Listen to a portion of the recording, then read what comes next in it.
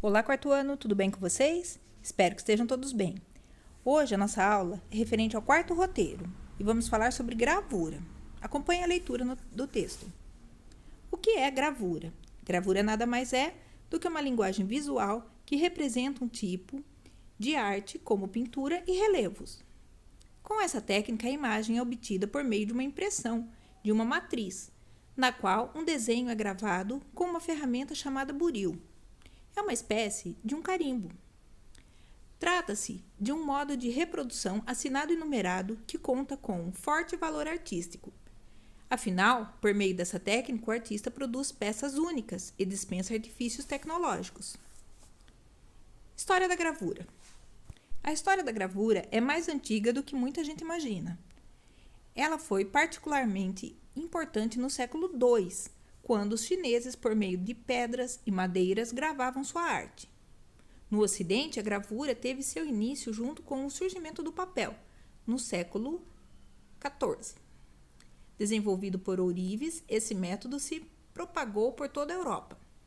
Desse período em diante, os artistas que utilizaram a gravura no Ocidente começaram a ser chamados de mestres da gravura. Um dos gravadores mais conhecidos na história foi Albert Dürer, o principal artista alemão do século XVI.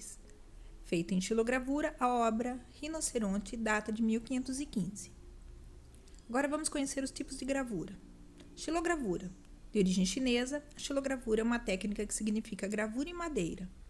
A imagem a ser impressa é entalhada na madeira com auxílio de um instrumento cortante.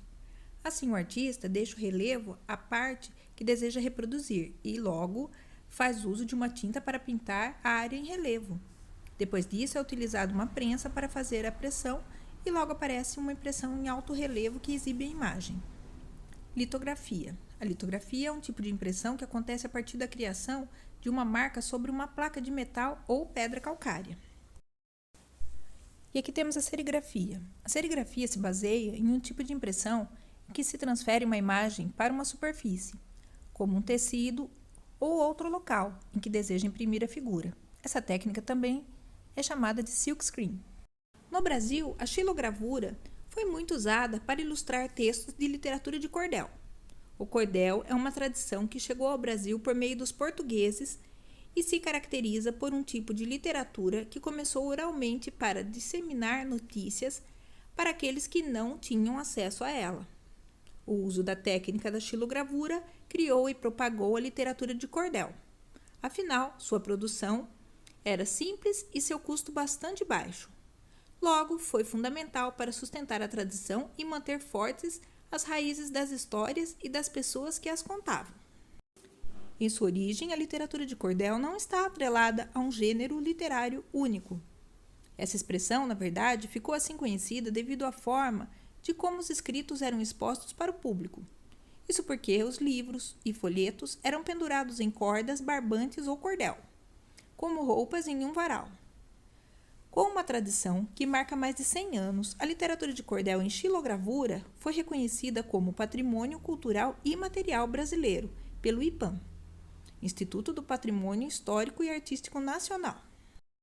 Logo, poetas, desenhistas, ilustradores e artistas visuais de xilogravura e vendedores de livros comemoraram essa conquista. Afinal, além de ser forte elemento cultural, esse gênero representa o sustento de muitos brasileiros. Embora originária das regiões Norte e Nordeste, a literatura de cordel se propagou por todo o Brasil, graças à migração interna. E vamos fazer uma atividade. Agora que aprendeu sobre gravura, vamos criar uma ilustração, experimentando a técnica da xilogravura em isopor. Siga os passos e crie uma capa para um poema ou uma música, a sua escolha, assim como é feita a capa para os cordéis. Anote os materiais que você vai precisar. Bandeja de isopor, aquela que vem com alimentos no supermercado, folhas de sulfite, rolo de pintura, pincel ou esponja, lápis preto, tinta guache de diversas cores e palito com ponta. Passo 1. Tire as bordas da bandeja. Faça um desenho com um lápis apontado ou palito com ponta, forçando até afundar o isopor. Cuidado se for escrever, pois as letras ficam invertidas. No passo 2. Escolha a cor da tinta e passe com o rolinho ou a esponja na placa de isopor, cobrindo bem toda a superfície. Depois vire o isopor na folha de papel e faça pressão sobre a placa para transferir o desenho como um carimbo. Retire o isopor com cuidado para não borrar o desenho. Espere secar. Uma dica: não vire o isopor em cima do papel, e sim coloque o papel em cima do isopor. Faça várias cópias usando a mesma matriz. Ou, se quiser, pode fazer outros desenhos. Escolha um e leve para o seu professor, que irá apreciar e avaliar. Não esqueça de colocar nome. Você pode entregar juntamente com o próximo kit ou na aula presencial. Boa aula! Se precisar de ajuda, estou no WhatsApp e até a próxima!